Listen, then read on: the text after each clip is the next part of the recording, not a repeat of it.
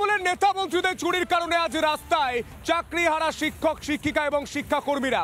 সেই শিক্ষাকর্মী group C এবং group D কে নিজেদের ভুল চাপা দেওয়ার জন্য সরকার তাদের ভাতা ঘোষণা করেছিল এবং সেই জায়গায় এই ভাতা দেওয়া যায় কিনা সেটা চ্যালেঞ্জ করে আবার হাইকোর্টে মামলা দেয়। বড় খবর, গুরুত্বপূর্ণ। গ্রুপ সি গ্রুপ ডি যে ভাতা, সেই ভাতা কেন দেবেন সরকার?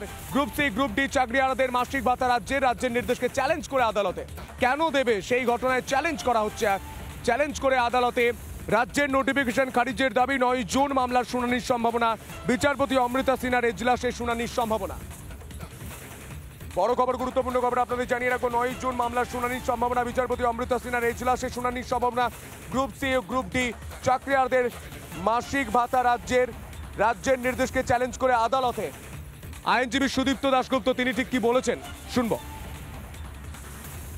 দুর্নীতির জন্য চাকরি চলে গেছে, তাই কোনোভাবেই এদেরকে ভাতা দেওয়ার কোনো নিয়ম আইনত নেই। এটা বেআইনি, ভাতা দিতে পারে না। আর যদি ভাতা দিতে হয় তাহলে এই দুর্নীতির জন্য যারা চাকরি পায়নি সেই 22 লক্ষকেই ভাতা দিতে হবে এবং সেই মর্মেই হাইকোর্টে মামলা ফাইল করা হয়েছে এবং বলা হয়েছে এই ভাতা বেআইনি, ভাতা দিতে পারে না, কারণ এটা ট্যাক্সের টাকা, এরম ভাবে পাবলিক এক্সচেকারের মানি খরচা করতে পারবে না বেআইনি কাজের জন্য। ঘটনায় অগ্নিমিত্রা পল এবং শঙ্কর ঘোষ বিজেপি বিধায়করা তারা ঠিক কি বলছেন শুনবো।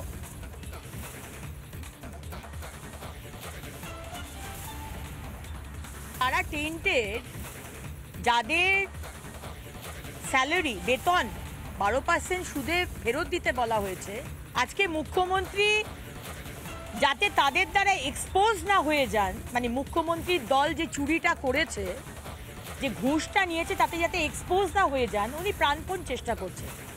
আজকে আমাদের যে করের ট্যাক্সের টাকা থেকে যে ভাতা তাদেরকে দেওয়া হচ্ছে, বলে দেওয়ার পরে আদালত থেকে যে তাদেরকে কোনো রকম তাদের বেতন ফেরত দিতে হবে, তারপরে সাধারণ মানুষের ট্যাক্সের টাকা থেকে সেই ভাতা তাদের দেওয়া হচ্ছে, এটাও দেওয়ার কোনো অর্থই নেই।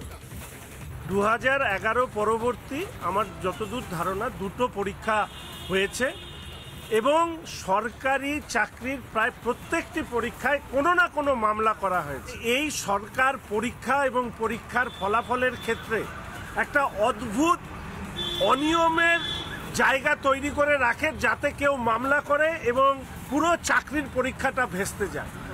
এই পরিকল্পনাটা তৃণমূল কংগ্রেসের রাজনৈতিক পরিকল্পনা। রাজ্যের সরকারের বর্তমান অর্থনৈতিক পরিস্থিতিতে আর নতুন করে সরকারি চাকরিতে অন্তর্ভুক্ত করা মানে তাদের মাইনে ইত্যাদি দেওয়া সম্ভব নয়। ফলে মামলার পর মামলা হোক, সরকারি চাকরি বন্ধ থাকুক, আরও কিছু ভান্ডার ইত্যাদি দিয়ে ভোটে জেতার পরিকল্পনা করতে গিয়ে রাজ্যের অসংখ্য শিক্ষিত বেকার যুবকদের বঞ্চিত করবার আজকের দিনে দাঁড়িয়ে অপর নাম হচ্ছে তৃণমূল কংগ্রেস। নানা ধরনের কন্টেন্ট দেখার জন্য লাইক করুন, শেয়ার করুন আমাদের ফেসবুক পেজ, সাবস্ক্রাইব করুন আমাদের ইউটিউব চ্যানেল। পাশাপাশি অন্যান্য ব্রেকিং নিউজের জন্য অবশ্যই চোখ রাখুন রিপাবলিক বাংলায়।